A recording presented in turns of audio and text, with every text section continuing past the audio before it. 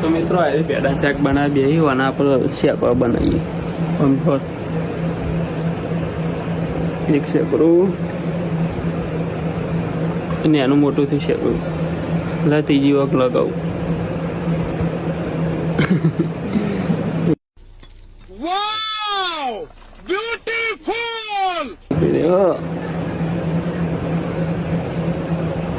મને રોજો તો મંદિરે જવાનું તો જાય છે બેઠો જવું મંદિર જવાનું તો વાંચતું જ નહીં ને પલાળે એટલે તો ના જાય સમજોજી સમજો ને હસજે સ્માઇલ वाह क्या मुस्कुराहट है કે લાગે કઈ ગીત ગાતી હતી હમણાં ગાજી બે સગડવાળી મીના ગોવરી એટલું જાવ લગાઈ